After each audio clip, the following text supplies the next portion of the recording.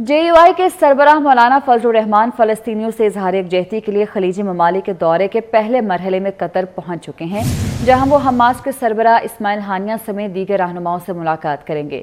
مولانا فضل الرحمان غزہ میں جنگ بندی اور فلسطینیوں تک امدادی سامان پہنچانے کے حوالے سے خلیجی ممالک کے رہنماؤں سے مشاورت بھی کریں گے۔ ذرائع کا بتانا ہے کہ مولانا فضل الرحمان ترکیہ، لبنان یا مصر کے کسی علاقے میں غزہ متاثرین کے کیمپس کے دورے کا بھی امکان ہے۔ مزید بھی آپ کو بتائیں گے، مگر ابھی آپ کو بتائیں کہ JUI کے سربراہ مولانا فضل الرحمان فلسطینیوں سے اظہار یکجہتی کے لیے خلیجی ممالک کے دورے کے پہلے مرحلے میں قطر پہنچ چکے ہیں، جہاں پر وہ عام ملاقاتیں کریں گے۔ حماس کے سربراہ اسماعیل ہانیہ سمیت دیگر رہنماؤں سے ملاقاتیں ان کی شیڈول ہیں۔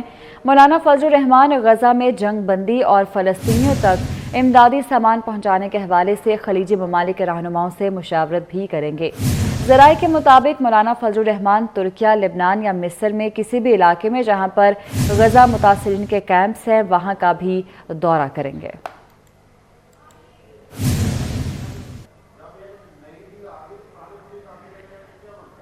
تو مولانا فضل الرحمان اس وقت قطر پہنچ چکے ہیں۔ یہ خلیجی ممالک کے دورے کا پہلا مرحلہ ہے، جہاں پر وہ حماس کے سربراہ اسماعیل ہانیہ سمیت دیگر رہنماؤں سے ملاقات کریں گے۔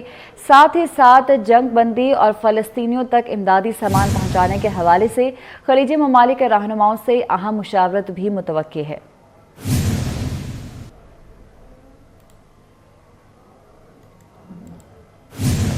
اسرائیل میں ہزاروں افراد کا وزیراعظم نیتن یاہو کے خلاف احتجاج مستعفی ہونے کا مطالبہ کر دیا۔ اسرائیل میں ہزاروں افراد اپنے ہی وزیراعظم نیتن یاہو کے خلاف سراپا احتجاج ہیں۔ اسرائیلی عوام کی جانب سے 7 اکتوبر کے حملے اور یرغمالیوں کو چھڑانے کے لیے حکومتی حکمت عملی پر شدید تنقید کی جا رہی ہے۔ اس کے علاوہ اسرائیل کی جنگی رد عمل پر بھی احتجاج کیا جا رہا ہے۔ مقبوضہ بیت المقدس میں نیتن یاہو کی رہائش گاہ کے باہر عوام کی بڑی تعداد کی جانب سے مظاہرہ کیا گیا اور اسرائیلی وزیراعظم سے مستعفی ہونے کا مطالبہ کیا گیا۔ اسرائیل میں ہزاروں افراد اپنے ہی وزیراعظم نیتن یاہو کے خلاف سراپا احتجاج ہیں۔ اسرائیلی عوام کی جانب سے 7 اکتوبر کے حملے اور یرغمالیوں کو چھڑانے کے لیے حکومتی حکمت عملی پر شدید تنقید کی جا رہی ہے۔ اس کے علاوہ اسرائیل کی جنگی رد عمل پر بھی احتجاج کیا جا رہا ہے۔ مقبوضہ بیت المقدس میں نیتن یاہو کی رہائش گاہ کے باہر عوام کی بڑی تعداد کی جانب سے مظاہرہ کیا گیا اور اسرائیلی وزیراعظم سے مستعفی ہونے کا مطالبہ کیا گیا۔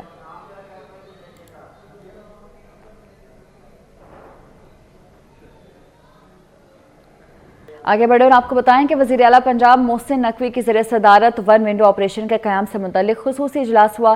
لاہور میں سرمایہ کاروں اور صنعت کاروں کے لیے one roof one stop solution پر تجاویز کا جائزہ لیا گیا۔ پیڈمک اور Punjab small industries corporation one window operation centre میں سروسز فراہم کریں گے۔ لوکل گورنمنٹ، ماحولیات، ہاؤسنگ اور دیگر محکموں کے با اختیار افسران بھی ون ونڈو سینٹر میں موجود ہوں گے۔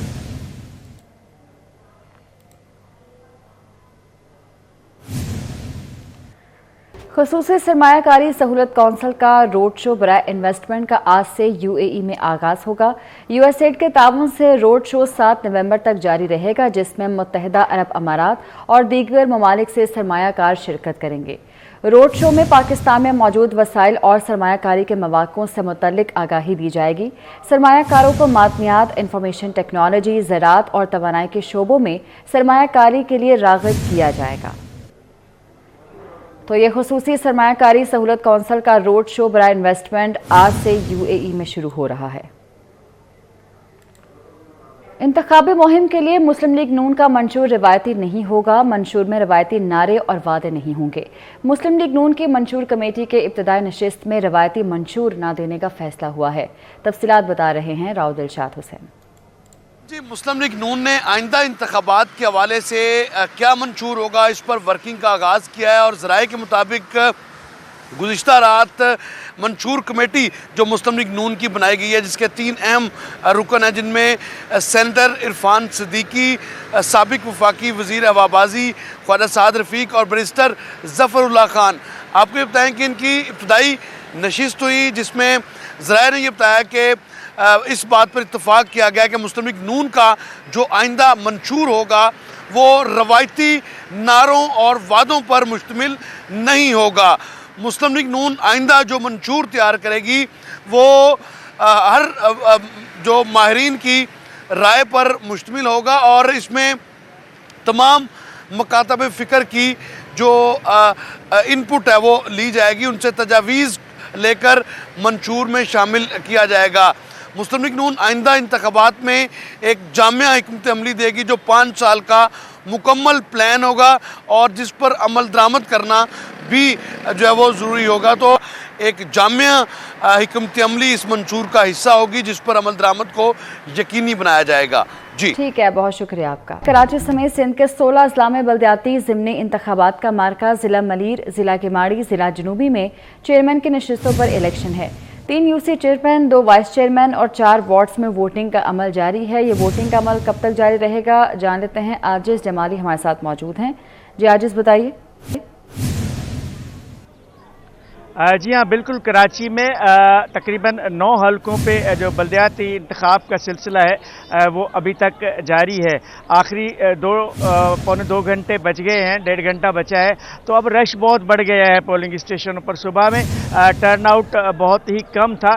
اس وقت میں ملیر کے گڈاب کے بروئی محلہ کے ایک اسکول میں ہوں۔ آپ یہ میرے عقب میں خواتین کی اتنی بڑی تعداد دیکھ سکتی ہیں۔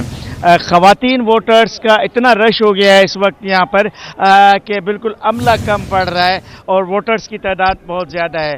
یہ 5 بجے تک پولنگ کا عمل جاری رہنا ہے، اور جتنے بھی یہ ووٹرز پولنگ اسٹیشنز کے اندر رہیں گے ان کو حق رائے دہی کا اختیار ہوگا، حق ہوگا، بھلے ان کی تعداد کتنی بھی ہو اور کتنے بجے تک بھی۔ ویسے 5 بجے تک پولنگ کا ٹائم ہے، لیکن 5 کے بعد بھی جو ووٹر پولنگ اسٹیشن کے اس 4 دیواری کے اندر رہیں گے ان کو ووٹ کاسٹ کرنے دیا جائے گا۔ ٹرن آؤٹ مجموعی طور پہ صبح نہ ہونے کے برابر تھا، لیکن اب خاص طور پہ ملیر کا جو یوسی 7 گڈاپ ہے، جہاں پہ سلمان عبداللہ مراد جو ڈپٹی میئر کراچی ہیں وہ امیدوار ہیں، لیکن ابھی 30 سے 35% تک ٹرن آؤٹ ہو چکا ہے مختلف پولنگ اسٹیشن پہ، جن میں خواتین ٹھیک ہے، بہت شکریہ آپ کا عاجز جمالی۔ جے یو آئی کے سربراہ مولانا فضل الرحمان فلسطینیوں سے اظہار یکجہتی کے لیے خلیجی ممالک کے دورے کے پہلے مرحلے میں قطر پہنچ چکے ہیں، جہاں وہ حماس کے سربراہ اسماعیل ہانیہ سمیت دیگر رہنماؤں سے ملاقات کریں گے۔ مولانا فضل الرحمان غزہ میں جنگ بندی اور فلسطینیوں تک امدادی سامان پہنچانے کے حوالے سے خلیجی ممالک کے رہنماؤں سے مشاورت بھی کریں گے۔ ذرائع کا بتانا ہے کہ مولانا فضل الرحمان ترکیہ، لبنان یا مصر کے کسی علاقے میں غزہ متاثرین کے کیمپس کے دورے کا بھی امکان ہے۔ مزید بھی آپ کو بتائیں گے، مگر ابھی آپ کو بتائیں کہ جے یو آئی کے سربراہ مولانا فضل الرحمان فلسطینیوں سے اظہار یکجہتی کے لیے خلیجی ممالک کے دورے کے پہلے مرحلے میں قطر پہنچ چکے ہیں، جہاں پر وہ عام ملاقاتیں کریں گے۔ حماس کے سربراہ اسماعیل ہانیہ سمیت دیگر رہنماؤں سے ملاقاتیں ان کی شیڈول ہیں۔ مولانا فضل الرحمان غزہ میں جنگ بندی اور فلسطینیوں تک امدادی سامان پہنچانے کے حوالے سے خلیجی ممالک کے رہنماؤں سے مشاورت بھی کریں گے۔ ذرائع کے مطابق مولانا فضل الرحمان ترکیہ، لبنان یا مصر میں کسی بھی علاقے میں جہاں پر غزہ متاثرین کے کیمپس ہیں وہاں کا بھی دورہ کریں گے۔